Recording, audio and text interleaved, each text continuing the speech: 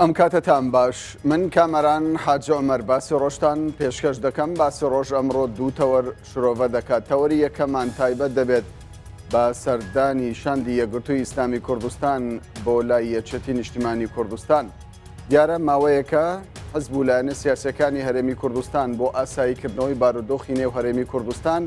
زۆربەی زۆری حزبەکان پرۆژەیان هەیە. یەکێتی نیشتیمانی کوردستان، پارتی دموکراتی کوردستان، یەکگرتووی ئیسلامی کوردستان، بسووتنەوەی گۆڕان بە شێوەیەکی گشتی زۆرینەی حزبەکان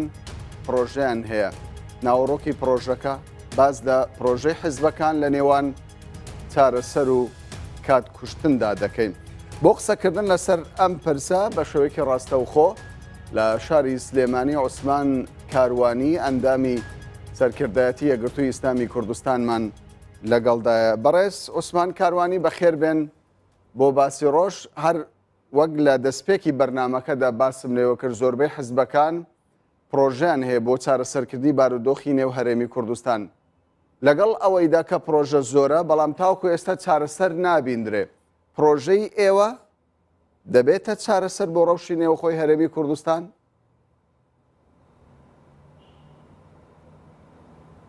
بەڵێ بەناوی خۆی بەخشندەی میهرەبان سەرەتا پیرۆزبایی ڕاپەڕین لە هەموو خەڵکی کوردستانەکەین کە ئەمڕۆ ساڵیادی ڕاپەڕینە مەزنەکەی گەلی کوردستان بوو کە لەم ڕۆژەدا بوو هێزێکی داپڵۆسێنەری وەکو بەعەس پاش ئەنفال و کیمیاباران و کۆڕە و ئەو هەموو مەنێتیانەی بەسەر خەڵکی کوردستانیا هێنا لەسەر دەستی خاونیشتیمانیانی هەرێمی کوردستان و ئەو هێزانەی کە هاتنەوە بۆ هاوکاریکردنی خەڵک کۆتایی بەستەم و نەعەدالەتی و زوڵمی حزبی بەعەس هات. بەنسبەتی هێز و لایەنە سیاسیەکانەوانێت کە هەر لایەنەوە ئێستا پرۆژەی هەیە، بەڕاستی بوونی پرۆژە شتێکی زۆر باشەکە کامەران، چونکە پرۆژە ئەگەر بێت و نەبێت خراپە. بۆچی؟ چونکە پرۆژەکان دید و بۆچین و لایەنە سیاسیەکان پیشان دەدات. ئێستا لەو پرۆژەی کە یەکگرتووی ئیسلامی کوردستان پێشکەشی کردووە، ئەو خاڵە جەوهەریانەی کە یەکگرتوو ئەمڕۆ پێشکەشی کردووە، من قەناعەتم وایە لەگەڵ زۆربەی پرۆژەی حیزب و لایەنە سیاسیەکان یەکەگرێتەوانێ. بۆچی؟ لەبەرەوەی چونکە معاناتەکان لە هەرێمی کوردستاندا ئەو ئازارانەی کە هەیە لە هەرێمی کوردستاندا هاوبەشن. ئێستا ئێمە باسمان لێوە کردووە لە پرۆژەکەی خۆماندا باسی ئەم پاشەکەوتی موچێ و ئەو وەزعی فەرمانبەرانەی کە لە هەرێمی کوردستاندا، باسی لێکتێگەیشتن و دروستکردنی تەفاهمێک لە بینی بەغدا و هەرێمدا، باسی لە دەستنەدانی ئەم فرسەتەی کە ئێستا بۆ گەلی کورد هاتۆتە پێشەوە، باسی ئەوەی کە ئەبێ ئەم پێنج لایەنە سیاسەت لێکتێگەیشتن دروست بکەن، باسی ئەوەی لە ئەو پامەی کە کاک مەسعود دەری کرد بۆ چارەسەرکردنی کێشەکان و دروستکردنی گۆڕانکاری لە سەرۆکایەتی هەرێم و سەرۆکایەتی پەرلەمان و سەرۆکایەتی حکوومەت چی دیکە خاوەخاوی تێدا نەکرێت و کاتی تێدا نەکوژێت. باس لەوەی کەوا هەر یەکە لەم لایەنە سیاسیانە ئەم قۆناغە ئینتیقالی کە هەیە چۆن تێیپەڕێنن تا بتوانن بگەنە ئەو ئاستەی لە ئاستی تموح و داواکاریەکانی خەڵکی کوردستان دابن. ئێستا ساڵیادی ڕاپەڕینە حەقە خەڵکی کوردستان بەڕاستی لەم لایەنە سیاسیانە بپرسێتەوەوە ببێچێتەوانێ خەڵک ڕاپەڕینی بۆچی کرد، بۆ ئەوە کرد ژیانێکی شەرەفمەندانەی دەستکەوێ لە سایەی سێبەری حکوومەتێکی خۆماڵیدا. بەڵام ئێستا هەست بە ئەم بارودۆخە ناکرێت، هەست بەم ئەمانە ناکرێت. بۆیە ئەم پرۆژانە لەلایەن هێز و لایەنە سیاسیەکانەوە پێشکەش دەکرێت، هەتاوەکو لایەنە سیاسیەکان لەسەر یەک مێزی گفتوگۆ دانەنیشن بەیەکەوە ئەم پرۆژانە هەموو یەکانگیر نەکرێت و کێشەی هاوبەش دیاری نەکرێ لە نێوان هێز و لایەنە سیاسیەکان هەمووشیان بەیەکەوە بە تایبەتی ئەو پێنج لایەنە بە عەقڵێکی هاوبەش چارەسەر بۆ کێشەکان دیاری نەکەن، من پێم وانییە ئاسۆیەکی ڕوون لە بەردەمی چارەسەرکردنی کێشەکانماندا. باش، یعنی ئەوەندەی کە لە پرۆژەکان دەبینین و دەیخوێنینەوە پرۆژەکان زێدەتر ئینشائین و زێدەتر باز لە دۆخی ئێستای هەرێمی کوردستان دەکات. ئەوەندەی باسکردنە ئینشائیە، ئەوەندە باز ینی ڕێکاری چارەسەر ناکە. بۆ نمونە لە پرۆژەکەی ئێوە دەبازدەوە ناکرێت کاتێک دیاری نەکراوە دوا کات بۆ دەستپێکردنی گفتوگۆ سەرڕای ئەوەی کە ئێوە خۆتان ڕخنەتان گرتووە گفتوگۆکان بەخاوی بەڕێوە دەچن. بەڵام هیچ کاتێک دیاری نەکراوە تاکەی ئێوە سەبر دەگرن بۆ نمونە وەکو یەکگرتووی ئیسلامی کوردستان.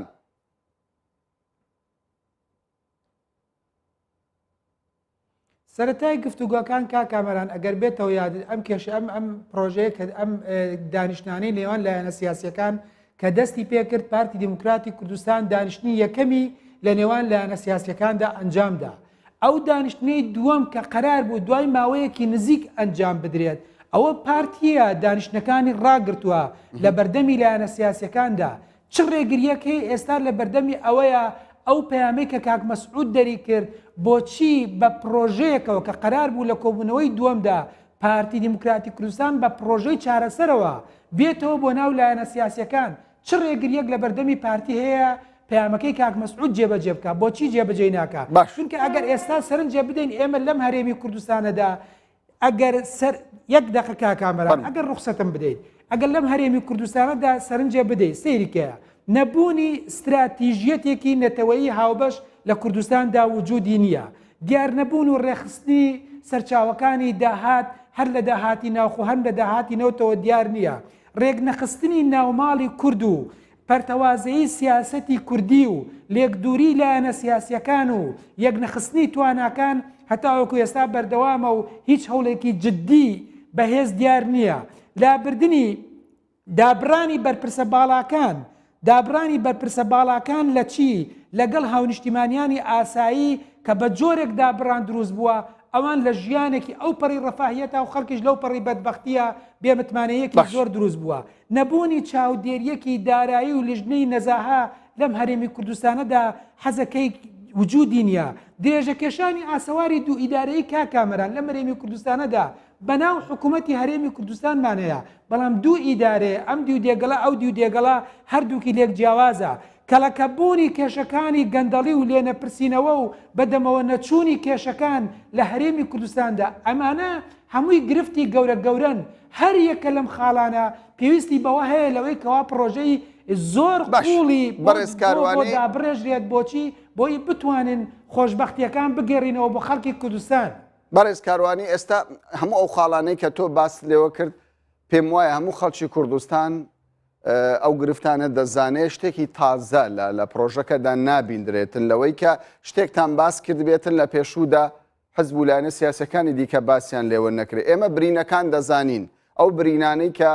لە نێو خەڵکی کوردستاندا هەیە ئێمە دەزانین بەڵام باز لەوە دەکەین چارەسەرەکان بۆچی دیار نین بۆچی ناکاملن. یعنی ئێوە لە قسەکانتاندا پارتی دیموکراتی کوردستان تۆمەتبار دەکەن بەوەی کە گفتوگۆکان بەخاوی بەڕێوە دەچێت پارتی هۆکارە بەڵام بۆچی لە پرۆژەکەی ئێوەدا لە بڵاوکراوەکەی ئێوەدا بە ئاشکرا باز لەوە ناکەن پارتی دیموکراتی کوردستان بەرپرسیارە لە کاتێکدا لە ناو پرۆژەکەدا دەستخۆشی لە مەسعود بارزانی سەرۆکی هەرێمی کوردستان دەکەن کە ئەو دەست پێشخەریەی کردووە.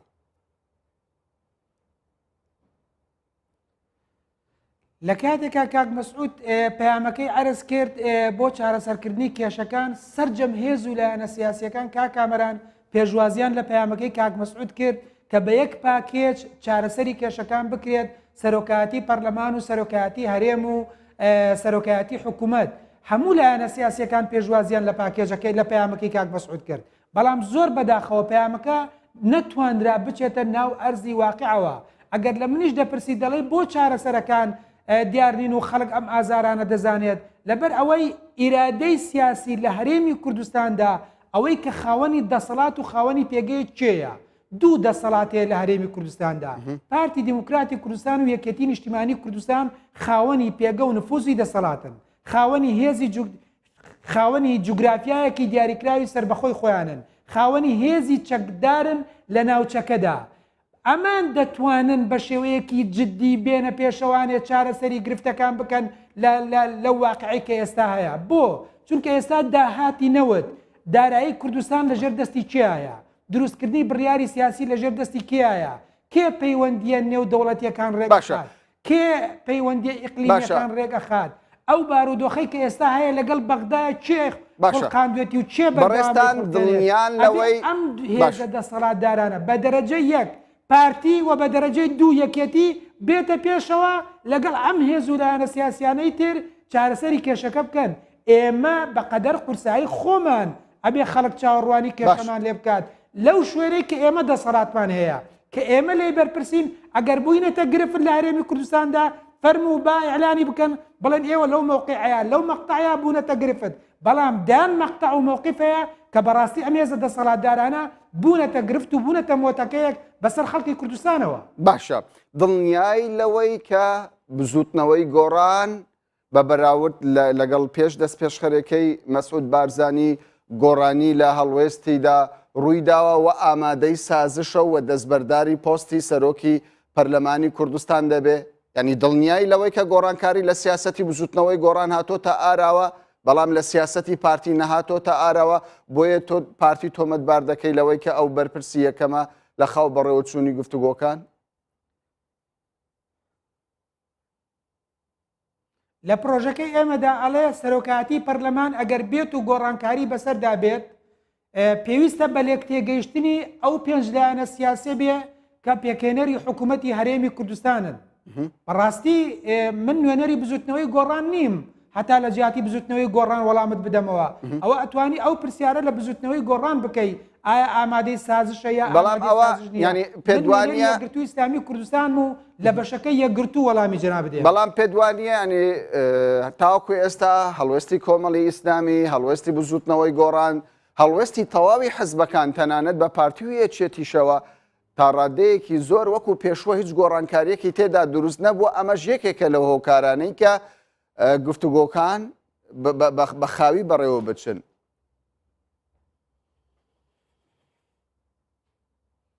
یەکێک لەو گۆڕانکاریانەی کە دروست بوو لەسەر جەمهێز و لایەنە سیاسیەکانەوە و قەدری نەزاندرا سەر جەمهێز و لایەنە سیاسیەکان بزوتنەوەی گۆڕان یەکێتی نیشتیمانی کۆمەڵی ئیسلامی یەکگرتووی ئیسلامی پێشوازیان لە پەیامەکەی کاک مەسعود کرد ڕازی بوون بەو پەیامە بۆ چیارەسەری کێشەکانی هەرێمی کوردستان و دەستکاریکردنی سەرۆکایەتی هەرێم و سەرۆکایەتی حکوومەت و سەرۆکایەتی پەرلەمان بۆچی پارتی دیموکراتی کوردستان ئیسفادەی لەم هەڵوێستە باشەی ئەم لایەنە سیاسیانە نەکرد و بە پرۆژەیەکی نوێەوە نەهاتەوە ناوانێ بۆ چارەسەرکردنی کێشەکان و پرۆژەیەکی نێنای پێشەوە. بەڵام ئایا پارتی پرۆژەیەکی هێناوە تاوەکو هێز و لایەنە سیاسیەکان ڕەفزیان کردی بێت بابەگیان خۆمە فالگرتنەوە نییە بۆ لایەنی سیاسی بڵێ لەوانەیە وابێت و لەوانەیە وا بکرێت و لەوانەیە وانە بێت پەیامێک دەرکراوە فەرموو ئەو پەیامە بخەنە ئەرزی واقعوانێ چارەسەری کێشەکان بکەن خەڵکی لەو پەڕی بەدبەختیایە بەدبەختیەکی تر بۆ خەڵک ئیزافە نەکرێت تازە خەریکە شەڕی کورد بە کورد دروست دەکرێتەوە لە هەرێمی کوردستاندا و لە کوردستانی باشووردا ئەمە ئەم واقعا نییە کە خەڵک خەونی پێوابینی خەڵک دوای ئەنفال و کیمیاباران و کۆڕە و چاوەڕوانی ژیانێکی شەرەفمەندانەیە چاوەڕوانی ژیانێکی خۆشگوزەرانیە ئەگەر سەرنجێ بدەیت ئەم ڕۆیادی ڕاپەڕینە ئەوانەی کە ئێستا لەسەر حکومن لە بەرەنجامی خوێنی ئەو شەیدانە و ئەو خەڵک و کەسوکارێک کە ئێستا ئەنفالن و بە ئەنفالی ڕۆشن و تیاچون و کیمیاباران کران و هەمووی بەدبەخت بوو لە کوردستانە و کۆڕە و ڕوویدا و گوند وێران کرا و شار وێران کرا و خەڵک ماڵ وێران کرا لە بەرەنجامی ئەمانە لەسەر باشە پێت وایە ینی پرۆژەی حزبەکان باشە ئێوە وەکو یەکگرتووی ئیسلامی کوردستان لە پرۆژەکەتاندا بازدەوە دەکەن قۆناغی ئێستا وەکو قۆناغێکی ڕاگوازرەوە بێتە هەژمارکردن کەوایە دەبی چاوەڕێی هەڵبژاردن بکەین بۆ ئەوەی چارەسەری تەواو لێ بکەوێتەوە یاخود ئەو پرۆژانە هەر بۆ ئەوەیە بۆ کات کوشتنەکە پێشتر باسییان لێ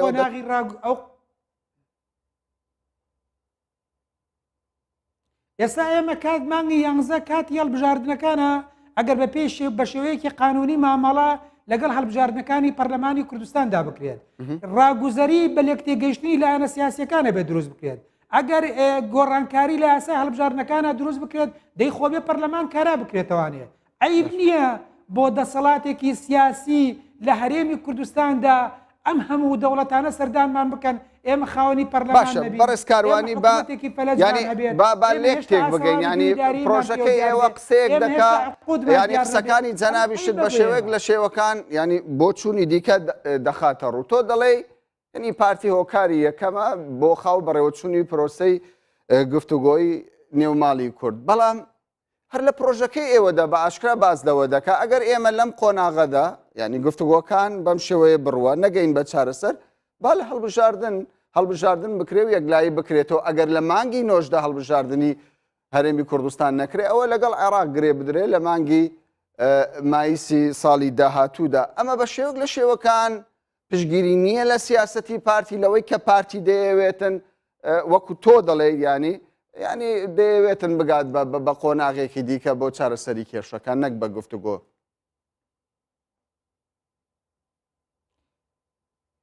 ئێمە پشگیری سیاسەتی پارتی دموکراتی کوردستانمان نەکردەوە نایشیکەین بە پشگیری سیاسەتی هیچ لایەنێکی سیاسی ناکەین. ئێمە دید و بۆچوونی خۆمان دەربڕیوە دید و بۆچوونی خۆمان لەو پرۆژەیە کاتێک کە باس دەواکەین لەوەی کە ئێمە وەک یەکگرتووی ئیسلامی کوردستان پێمان وایە فترەیەکی ڕاگوزەری هەبێ لە هەرێمی کوردستاندا ئەبێ بە لێکتێگەشتنی لایەنە سیاسیەکان بێ ئەبێ لەسەر مێزی گفتوگۆ کۆب بینەوانێ. ئەگەر بێت و لێکتێگەشتنی لایەنە سیاسیەکان دروست نەبێت تەفاهم دروست نەبێت پەرلەمان کارانە بێتوانێ حکوومەت بەو شێوەیە کە پێویستە کارانە بێتوانێ بە دڵنیاییەوە پێمان خۆش بێ و پێمان ناخۆش بێت چارەسەرترین چارەسەر ئەوەیە کە لە کاتی خۆیان هەڵبژاردنەکان ئەنجام بدرێت. بەڵام ئەگەر هەڵبژاردنەکانیش ئەنجام بدرێت ئەگەر هەر گۆڕانکاریەک لە یاسای هەڵبژاردنەکانە بکرێت بەو شێوەیە کە پێویستە ئەبێ هەر پەرلەمانی بۆ کارا بکرێتەوانێ. ئەگەر هەروەکو هاالێتی پێش و بڕوا بڕێەوە ئەوە مەوزوعێکی ترە ئەم بارودۆخەی کە هەیە بە لێکتێگەیشتنی لایەنە سیاسیەکان ئیلا ئەبێت تەفاهومێ دروست بکرێت. ئەم لایەنە سیاسیانە لەسەر مێزێکی گفتوگۆ کۆ ببنەوە ڕێک بکەون لەسەر ئەوەی کە ئێمە ناگەینە نەتیجە با هەمومان ڕازی بین لە کاتی خۆیان هەڵبژاردنەکان ئەنجام بدرێت. ئەبێت لەسەر ئەمەش بەڕێکەوتنی نێوان لایەنە سیاسیەکان ئەنجام بدرێت. ئەمە نەخواستی پارتیە نەخواستی یەکگرتووە نە هیچ شتێک بەڵکو ئەمە دیدی ئێمە بۆ گفتوگۆ باشە دیدی ئێمە بۆ تۆ دەڵێ ئێمە لەگەڵ نەگەشتە بەرەنجام گفتوگۆ لەسەرم بارودۆخ. تۆ دەڵێ ئێمە پشگیری لە سیاسەتی پارتی دموکراتی کوردستان ناکەین بە تایبەت لە قۆناغی ئێستا کە ئێمە باز لە دەستپێکردنەوەی گفتوگۆ و پرۆژەی پارتی دەکەین بۆ چوونی پارتی دەکەین. بەڵام ئەمینداری گشتی یەکگرتووی ئیسلامی کوردستان لە پایتەختی کۆماری ئیسلامی ئێران لە تاران باسی لەوە کرد کە ینی مانەوەی مەسعود بارزانی لە پۆستی سەرۆکی هەرێمی کوردستان زەرورەتێک بوو و ینی کۆمەڵک شتی باس کرد کە لە قازانجی پارتی دموکراتی کوردستان بوو و لە پرۆژەکەی ئێوەدا ینی باز لە گۆڕینی مەسعود بارزانی ناکەن بەڵام باز لەوە دەکەن دەبێت دەستەی سەرۆکایەتی بە تایبەت پەرلەمان گفتوگۆی لەسەر بکرێ. ئەمە بە شێوەک لە شێوەکان بەو مانایە دێ کە ئێوە لەگەڵ ئەوەدان دکتۆر یوسف لە پۆستی سەرۆکی پەرلەمان نەبینێ کەسێکی دیکە بێتە شوێنی.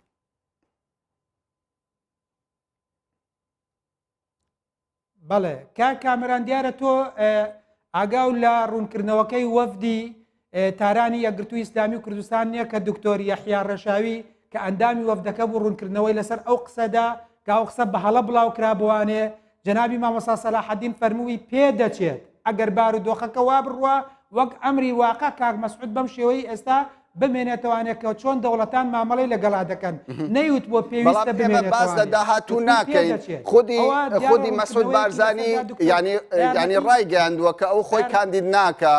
بۆ هەڵبژاردننی داهاتوو بۆ پۆستی سەرۆکی هەرێمی کوردستان. ئێمە باز لە قۆناغی شەڕی داعش دەکەین کە ئەو گوتی ینی زەرورەت بوومانەوەی مەسعود بارزانی زەرورەت بوو وەکو سەرۆکی هەرێمی کوردستان و فەرماندەی گشتی هێزە چەکدارەکانی هەرێمی کوردستان کە لە کاتێکدا بزوتنەوەی گۆڕان ئەمە ڕەت دەکاتەوە.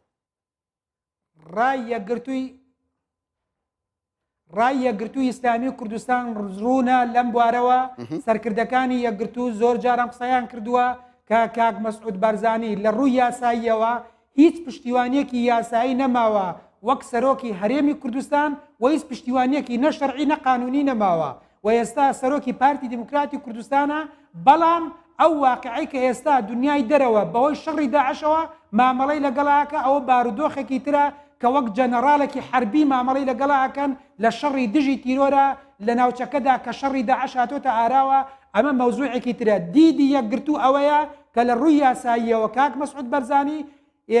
مدەی قانونی خۆی تەواو کردووە و هیچ پشتیوانیەکی یاسایی نەماوە بۆ سەرۆکی هەرێمی کوردستان و من بەش بە حاڵی خۆم ئەو مافە بە خۆم نادەم ئەو قسەیە بکەم ئەڵێم کاک مەسعود وەک سەرۆکی پارتی دموکراتی کوردستان و ئەمری واقعەک هەیە کە ئەوە جیاوازە بارودۆخێکی ترەیە لە هەرێمی کوردستاندا ڕای دەولی و ڕای ئیقلیمی ئەم بارودۆخانەکە هەیە ئەوە مەوزوعێکی تر لە ئالایە هەیە. ئێمە وەک یەکگرتووی ئیسلامی کوردستان ئەمەوێ ئەوە جارێکی تر تاکید بکەمەوە کامەران بارەتی خۆت لەوەی کە ئێمە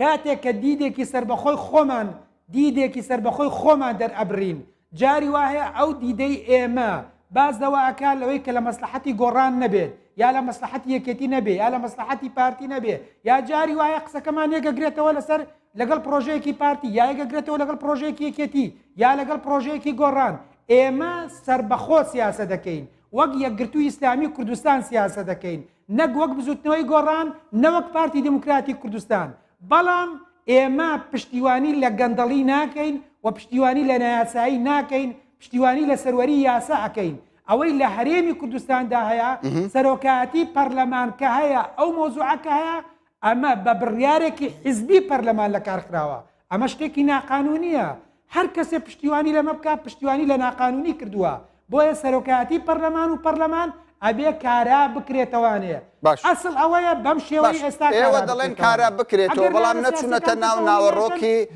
ئەو بابەتە بە شێوەیەک لە شێوەکان خۆ دزینەوە هەیە بازدەوە دەکەن کە بە مەشوەرەتی بەڕاوێژی هەموو حزبەکان دەستەی سەرۆکایەتی پەرلەمان نوێ بکرێتەوە ینی دیاری بکرێتن مەبەستا لەم ئاماژەیە چییە؟ ئایا لەگەڵ ئەوەن دکتۆر یوسف جارێکی دیکە ببێتەوە بە سەرۆکی پەرلەمان یاخودنا؟ کامەران خۆتزیینەوەکە لەکوێدایە کاتێک کە ئێمە ئەڵێن بە لێک تێگەیشتنی لایەنە سیاسیەکان ئەگەر لایەنە سیاسیەکان گەیشتنە بەرەنجامێک لەوەی کە دکتۆر یوسف بمێنێتەوانێ بەڵێ بەلای ئێمە زۆر ئاساییە دکتۆر یوسف وەکو سەرۆکی پەرلەمان بمێنێتەوانێ بێمە ئەڵێن بە لێک تێگەیشتنی لایەنە سیاسیەکان ئێمە هیچ عقدەیەکی شخصیمان لەگەڵ هیچ کەسێکان نییە ئێمە باسی لێک تێگەشتنی لایەنە سیاسەکانمان کردووە ئەگەر لەسەر مێزی گفتوگۆ ڕێکەوتین لەوەی کەوە دکتۆر یوسف وەکو سەرۆکی پەرلەمان بمێنێتەوە بەنسبەتی ئێمە حاڵەتێکی ئاساییە و بارودۆخێکی زۆر ئاساییە. باشە بڕیار وایە سبەینێ شاندی یەکگرتووی ئیسلامی کوردستان سەردانی مەکتەبی سیاسی پارتی دموکراتی کوردستان بکە ئایا هەر بۆ تاوتوێکردنی هەمان ئەو پرۆژەیە کە ئەمڕۆ داوتانە بە یەکێتی نیشتمانی کوردستان یاخود شتی تازە هەیە؟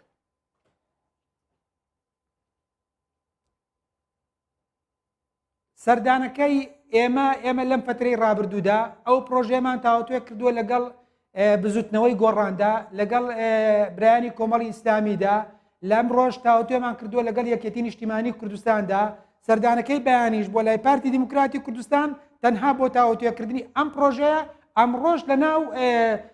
سەردانەکەماندا بۆ لای یەکێتی نیشتیمانی کوردستان بە تەبیعەتی حاڵ سەردانی لایانی سیاسی تاوتوی بارودۆخی سیاسیشی تەیەکەوێت لەوانەیە ئەمڕۆ چۆن لەگەڵ یەکێتی نیشتیمانی کوردستان و چۆن لەگەڵ بزوتنەوەی گۆڕان و لەگەڵ کۆمەڵی ئیسلامی باسمان لە بارودۆخی سیاسی کردووە لەگەڵ پرۆژەکەدا بە دڵنیاییەوە لەگەڵ پارتی دموکراتی کوردستانیش باسی بارودۆخی سیاسی ناوچەکە ئەکرێت دەوە شتێکە حاشا هەڵنەگرە. باشە قسەی زۆر لەسەر ئەوە هەیە ئێوە لەگەڵ یەکێتی نیشتیمانی کوردستان ڕێککەوتون بەیەکەوە پرۆژێکی یەکێتی هەیەی نەخشە ڕێگاکەی لەگەڵ پرۆژەی ئێوە هەماهەنگ بکرێەوە پرۆژەیەکی هاوبەشتان هەبێ بۆ تەواوی حزبەکان ئەمە تا چەند ڕاستە؟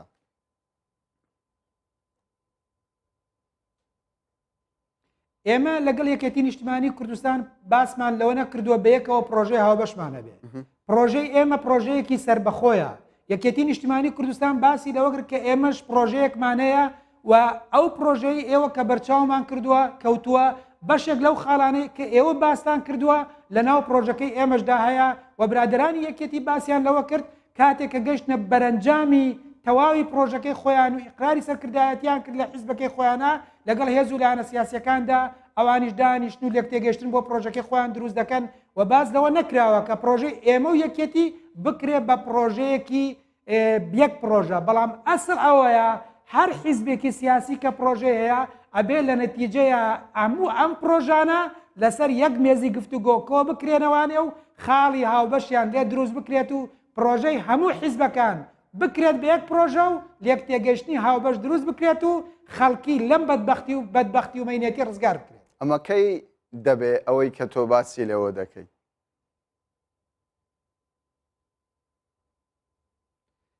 ئەوەی من دەیڵم ئەڵم ئەسڵ ئەوەیە کە حیزب و لایەنە سیاسیەکان وا بکەن ئێستا بزوتنەوەی گۆڕان پرۆژەی هەیە یەکێتی پرۆژەی هەیە یەکگرتو پرۆژەی هەیە پارتی بە دڵنیاییەوە بە پرۆژە دێتەوانێ خۆ ئەمە شەڕە پرۆژە نییە لە نێوان هێز و لایەنە سیاسیەکان وەکو پێم وتی ئەگەر لەسەر مێزی گفتوگۆ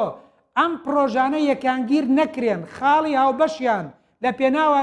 لێک دروست نەکرێت ئەگەر هەر یەکەمان لە ماڵی خۆمانەوە پرۆژە دانین و کێشەکان دیاری بکەین و بە عەقڵی خۆشمان چارەسەر دیاری بکەین ناگەینە بەرەنجام. زۆر باشە دێمەوە سەر ئەم پرۆژانە لە نەتیجەیە یەک پرۆژەی هاوبەشیان لێ دروست بکرێ بۆ ئەوەی بگەینە بەرەنجامێکی باش لەو پرۆژانەی کە لەلایەن حیزب و لایەنە سیاسیەکان و ئامادەکرد. زۆر باشە ینی کۆتا پرسیارم بە تایتڵی بەرنامەکە دەست پێ دەکەم ینی زۆری پرۆژەی حیزبەکان لە نێوان چارەسەر و کات کوشتندا بە بۆچوونی بەڕێز کاروانی چارەسەرە پرۆژەکان یاخود کات کوشتنە.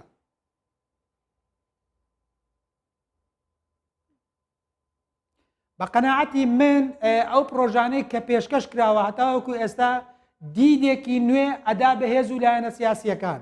و ئەو لایەنە سیاسیە سەرەکیەش کە خەریکی کات کوشتنە بەڕاستی پارتی دیموکراتی کوردستانە کە لە جەولەی دووەمە نەهاتەوە بۆ بەرمەجەکردنی پەیامەکەی کاک مەسعود هەروەکو ئەوەی پارتی پەشیمان بووبێتەوە لەو پەیامەی کە کاک مەسعود بەرزانی دەری کرد. بەڕێز عوسمان کاروانی ئەندامی سەرکردایەتی یەکگرتووی ئیسلامی کوردستان کە بە شێوەیەکی ڕاستەوخۆ لە شاری سلێمانیەوە لەگەڵمان بووی زۆر زۆر سوپاست دەکەین.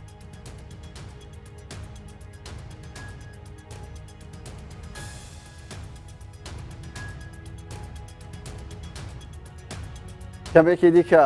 تەوەری دووەمی باسی ڕۆژ دەکەینەوە لەگەڵمان ببینن.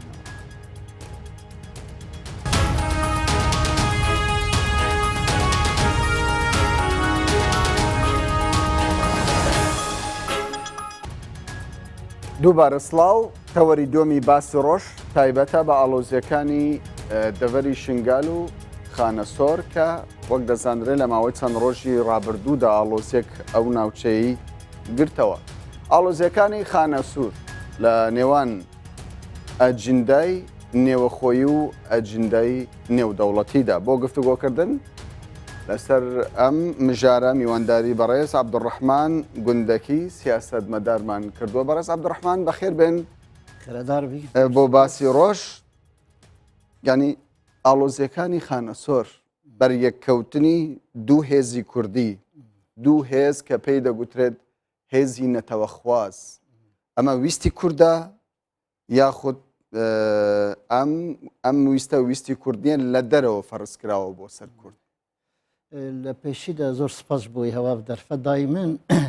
ئەو پرسا دهێزی کوردی و خوا دەبێت ئەمە پێشیدا وەکی پروژەیە ئەو هێزێن کوردی بزانین گەلۆ بەڕاستی هێزی کوردستانینە ئانژی ئاژنتین ڕێگاین دینە ئانژ پرۆژەیەکنە گوهارتینە هەگە ئەم واتشتاش هەفتوو باوێر نەکینە هەر وەخت ئەف پرۆبلەمێ ئەف سەرگیژیەی ناوخۆیی دەرکەبن و وەکو دهێزێ کوردی بێ ناسکردن ئەسلی خۆدا گورمەف نەڕاستە سەبەبێ ئەف هەردوو هێزاش بۆمە دیارە هێزان بژم پەکێکێ و دەستپێکاوەیە هاتیل سەر ڕویە خەباتە سیاسی سەر ناوێ ملەتی کورد دەرکەت کەوایە ینی پەکەکە هێزێکی نەتەوەی کورد نییە؟ نەخی ji bo em ê bêje hêzik netewî çawa nas bikî nedixwazim pêşî li wê de nas bikim. Hêzên siyasî li ser proje û programê xwe tên naskirin sergotin û kiryarê xwe tên gurtin. Rast e wekû civata wê milletê Kurd e yê bedela di milletê Kurd e lê proje û xwe ne hêzî ne wext ez behs dikim proja siyaseta PKK destpêka xwe heta a diyar e ew xwe ji dalêne. Em ne hêzekî Kurdistanî ne. Ew sebebê îro tên kir destpêka xwe hane bes navê Kurda kartînin, hêza Kurda kartînin. بەڵام یەکەم پرۆژەی ینی پەکەکە هەر لە سەرەتای دامەزراندنی لە ساڵی 1984ەوە باسی دەوڵەتی سربەخۆی کوردستانی کردووە. چۆن دەکرێت حەزبە کە لە سەرەتادا خەونی دەوڵەتی کوردی و یەک پارچەی کوردستانی هەبێ ئێستا ئێوە بڵێن پرۆژەیەکی نەتەوەیی نییە؟ ئەوە دامەزراندنەوە نەهشتی و چارە هەفتی و هەشت دەست پێکەکە ئەو وەختێ پەکیکە دەستپێکی دەرکەتی دەبێن پێشی بزانێنە ڕەوشە باکووری کوردستانێت کی ئاستی دەبوو. ڕەوشە باکووری کوردستانێت ئاستێکی وەها دەبوو حرەکە کورد سەرانسەری کوردستانê زۆر خورد بوو پەکەکە ئەو کات نەبوو مەیدانێدا. حرەکە کورد بە کۆنترۆلا ترکا دەرچوو بوو. حرەکەی پر کردستانی گلک از بحثا یک حرکتی ناکمه حرکتی گشتی حرکت کرد و پارتیین سیاسی آنج گروه سیاسی سر دو اساس دو بون لپیش سال هفته و پیده 85 پارتی دموکرات آوابی و هفته ده چند پارتیین دی آوابون پیشیا هنگی حرکت کرد گل جبن ترکا مجادله و گنگشه زور گوره کرن واد گوتن ام حرکات جبل ترکیه دبی حرکات کرجل بن سهبر آمده حتی سوسیالیزم به ولاتی رزگار حرکات کرد سال هفته ده او مرحله قطعا جبن ترکا را گوتن اما ام حرکات ملتک بندستین ام جب جبین لی ام حرکات کردستانه نه ویده ده الفرق که جرونه با ما حرکات جبن ترکا ده ما دیوارک دانی ما قام جدانه ولو ام جب جبین حرکت کرد بشته گدشتی میل جب لی کردستانی بون شعار حرکات کردوی دوره سالن هفتی و 65 و هفتی و حتی هشتیه شعار کردستانی سر بخوابون شعار آبادکردن حرکت دموکراسی و یکیتی هر چهار پارچه بون پشتی و روش پکک درکت پیش و دست پیکا و چند خورد بش انقره دست پیکرن گوتنا عبدالله جلال خواه نیامه از بیجم وقتی از بیجم از گوتنواد بیجم که گوتن عبدالله جلال چند شوان نهود بیجه هنگیجه او شعار حرکت کرد کار آنین او شعار کار آنین سرخوابون یکیتی هر چهار پارچه کردستانه حتی جواتا کرد هیدی خدا دوره و او جی کنگی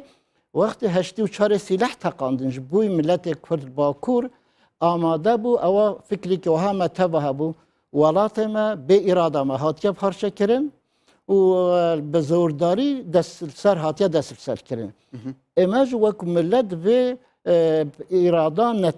نتوی کرد گشتیل هر شهر پارچه در سر به یکیتان نتوی کرد بکاریم به زوره دجمنی خوش ولات خود درخی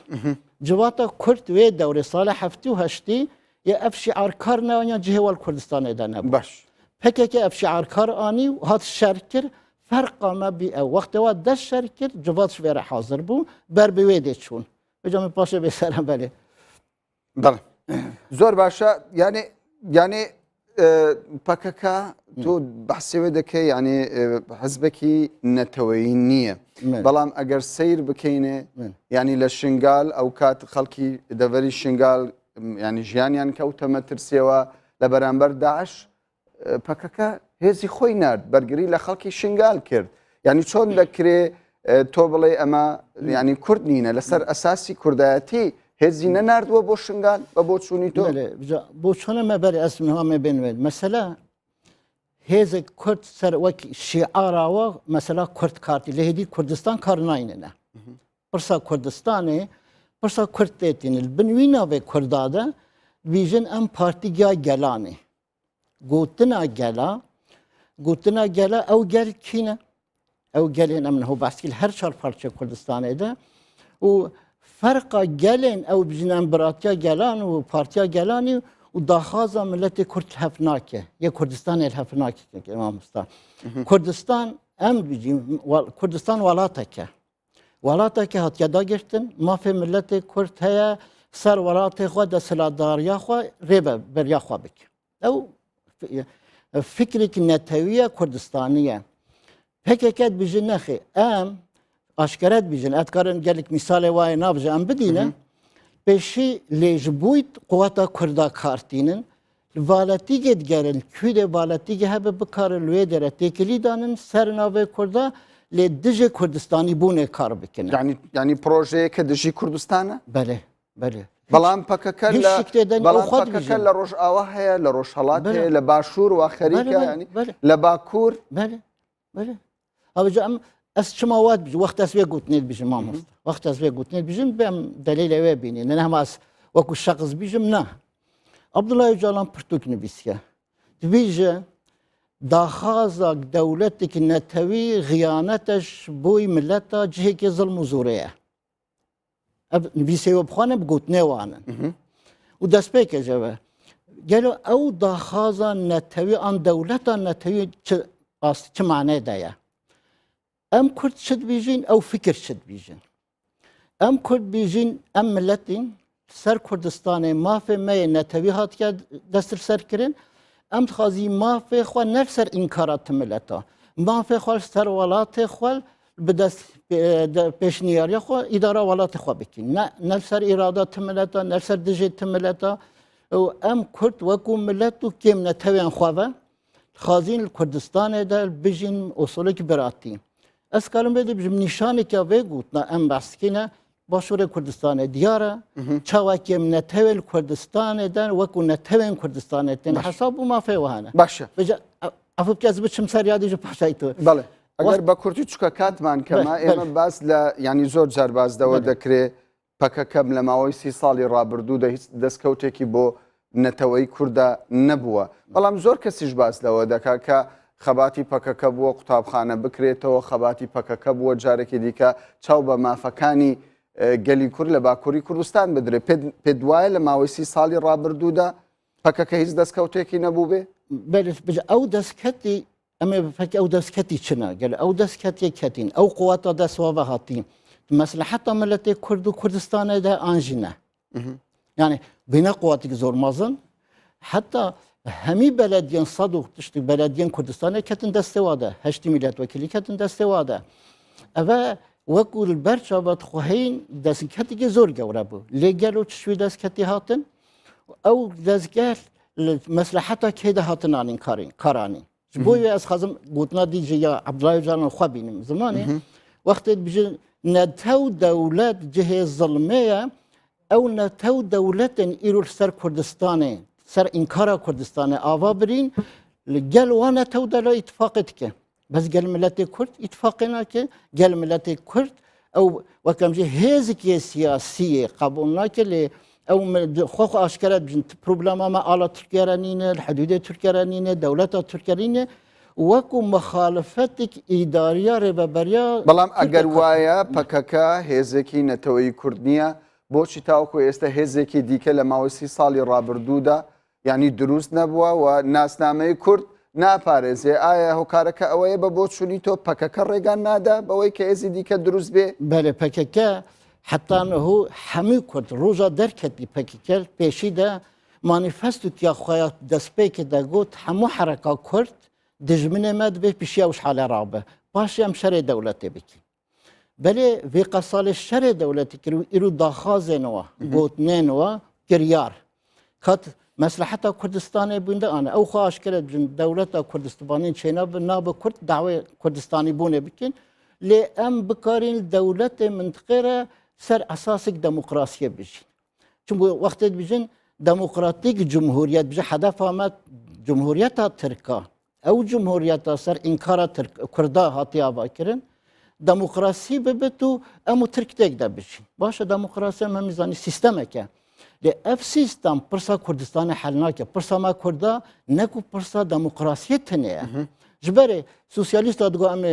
سوسیالیزم آبا که بلا مافیا کرده بیستان دینداره ما دگو بلا امت چتی بیابد که پاکه که دموکراسی بلا بی ام تک دبشین او داماد بیجه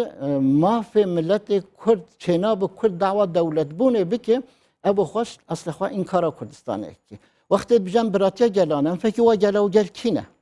او گل براتیا و واره پارتی اوا کریو او چپو ما پن ترکا گلا او گل او چپ ما فی ملت کرد وی خدان کردستان قبول کنن قبول نکن برشاوانه یک گوتنه و ایرو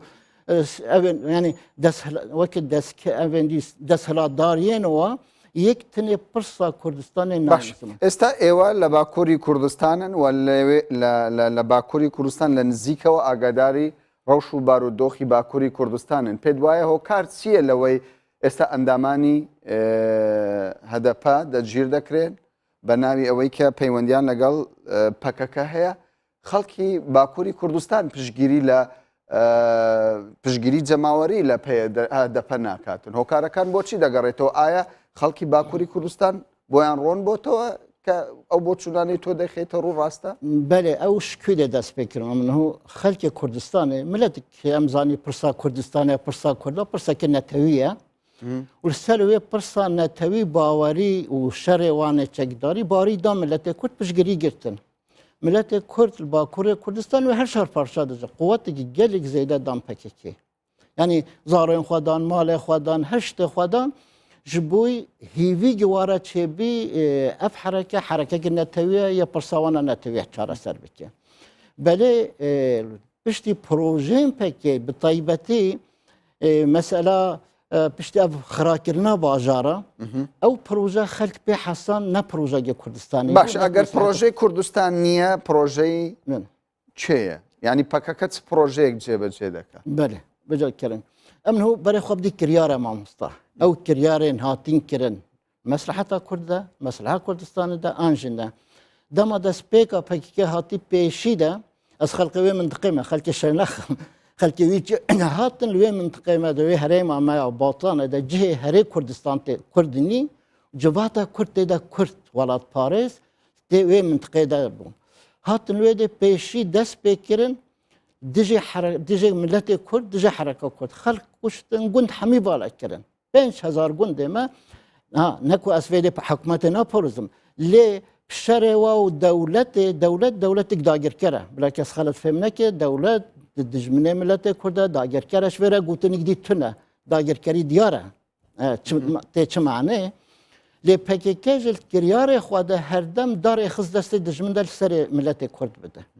دست خط مال باطن کرده عشرین کرده دست هفدودان کشتن مجبور بینگل کرد چون سلاح دولت هلگرته فهمه نمونه و هنه از کارم نواج بده حتی واش وی ملتی شوا عشرین کرده و ولاد پاریس کشتن نکری سلاح دولت نهلگه مثال وکو جیریگا مثال دیرگوله عثمان احمد قیسم گل اف کسین با پیره و هاتین خانه قاندشال دولت و وقت چی اثر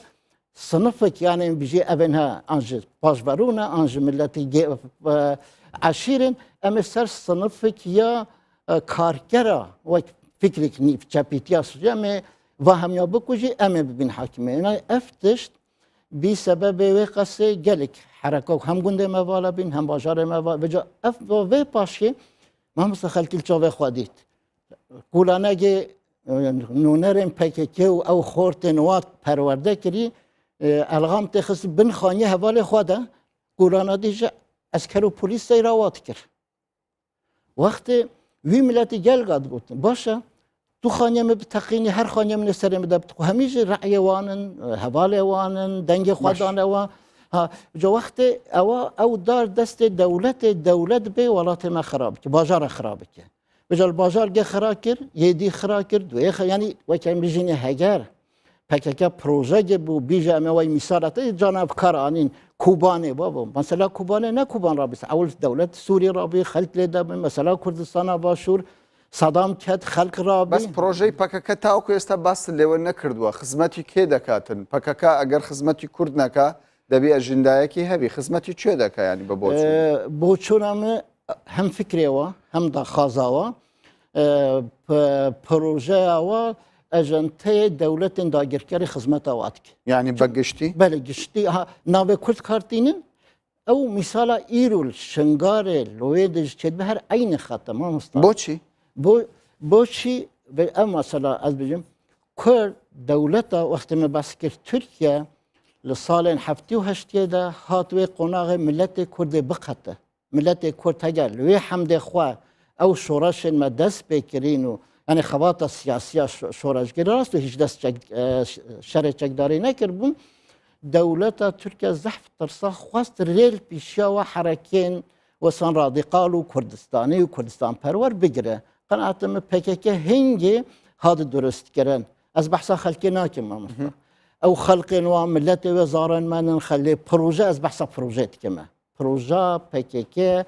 و خواهد تجاری نگوت یم پروژه کردستانی پارتی زور زرباز دو دکن که یعنی بونی پککه لباشوری کردستان بو راگرتنی پروژه سربخویه که استا باشوری کردستان هنگاوی بو دهاوشه بلان بلگت چیه؟ یعنی دلیل چیه لوی پککه دجی پروژه سربخویه یعنی چون لهاولاتی دگیندره که اما براز پککه نایویتن او پروژه سر بگیره بله اما بله دمسن سالا بجم ککی دوران قالقان برپرسی که پککه جای قندیله ترکیه تعالی قدروی کردان نینه چه گوتوی؟ اما گوت نواب خوانه گوت کرکوک بازاری که عراقیه شنگار باجار عراقیه چنا و مسعود بارزانی دولت سربخوا راگهینه و جبونا زمان کردا و چیه و که یکی تیاوتونه لوید مسعود بارزانی تجربه چنا بتو دولت سربخوا اعلام بکی را بگینی باشه چه معنی کی و بیجی کرکوک یا عراقیه شنگاری عراقیه سالانه ملت کرد سر کتا شورش ایلونه و حتان هو اسیوی دامه منجب چکی حتان هو ملت کرد هزاران 100,000 بدل بر کرکوک دا لی دوران خلقم دی کرکوک عراقی و چنا به دولت آباد ما چه معنی یا زۆر باشە کاتم تەواو بوو بەڵام دواپرسارم ئەوە دەبێ چاوەڕێی ئەوە دەکەی بە ئاشتی بارودۆخی باشووری کوردستان هێور بێتەوە بە تایبەت ئەو بارگرژە نێنەوە حکوومەتی هەرێم و هێزەکانی سەر بەپەکەکە هەیە؟ نه از قد باور نکرد ئاشتی نابێت. نخی جبوی چه چون پکیکه پروژه که اوه هم مستا استراتژی یا و یا جبوی حازم که نه لکرد تم پارچن کردستان بگی ما فخوا وقت ما گل کرد مثالک دونه بکی روشاوای کردستانه اول گوتن کارتون پاشه گوتن روشاوانا به کردستان عراقی نه کرن باکور سوریه نهول بده وقت چند قام شوا دیل شنگار ام همیزانی باجاری که کردانه باجاری هم چه کردن مسلمان و چه کردن ازدی کردن کردستان نکو آبادینم بیجینه این باجار شنگاله هر کرده که شنگاری ما فی وی خدان که همی کردستانه هست لیت شوارد بیجین ام نکردین ام ازدینه باشه چوا نکردن یعنی شبوی نممکنه مش بجان هون بیسن زیاد دو فکر افوت کلویت اشتیاز باشه یک بیجت فکر نتوی هیا حرکت کردستان پاریز مافی ملت کرد پاریز باشور کردستان و ایرو سروقاتی مسئول روی خط داره بچن حرکات دیا سر به پککی و بیجه دولت بونش بوی کرد حرامه چنا به کرد دوزا دولت بونه بکه افرد و فکر نکاره الهب بکن ممساج بوی ویجه اد بیجه نممکنه کەواتە بەریەکەوتن دروست دەبێ بەڕێز عەبدوڕەحمان گوندکی سیاست مدار لە باکووری کوردستانەوە زۆر سوپاست دەکەین کە لەگەڵمان بەشدار گەلێک سپاس سەرکەم زۆر سەرکرد بۆ سەرکردنج بۆ دەخوازم